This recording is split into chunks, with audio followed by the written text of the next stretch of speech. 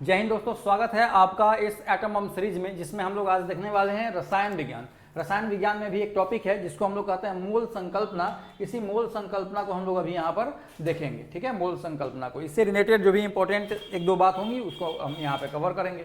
अगर इसके डिफिनीशन की बात करें तो किसी पदार्थ की वह मात्रा जिसमें उतने ही कण उपस्थित होते हैं जितने कार्बन 14 समस्थानिक के 12 ग्राम में कार्बन परमाणुओं की संख्या होती है, उसको क्या कहते हैं? उसी को एक मोल कहते हैं। यानी कार्बन 14 के जो 12 कार्बन परमाणुओं में जो मोल संख्या होती है वो टोटल संख्या जो है सो एक मोल संख्या कहलाती है। ठीक है, एक मोल बराबर होता है 6.022 × 10⁻23 पर मोल।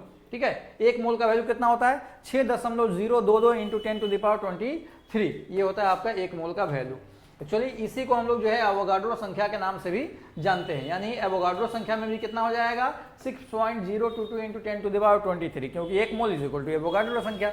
एक ग्राम मोल पदार्थ में उपस्थित अणुओं की संख्या कहलाती है एवोगाड्रो संख्या। एक ग्राम मोल में उपस्थित अणुओं की संख्या को हम लोग क्या कहते हैं? एवोगाड्रो संख्या कहते हैं। और कार्बन 6.022 × 10⁻23 परमाणुओं का भार होता है कितना? 12 ग्राम। अभी तो आप दिखे कि 12 ग्राम कार्बन 12 समस्थानिक का में एक मोल होता है, तो एक मोल कार्बन परमाणु का भार कितना हो जाएगा? 12 ग्राम हो जाएगा। ठीक है, चलिए इसी तरह से सीरीज को प्यार दुलार देते रहिए। मिलेंगे हम लोग फिर अगले टॉपिक में, तब तक धन्यवाद।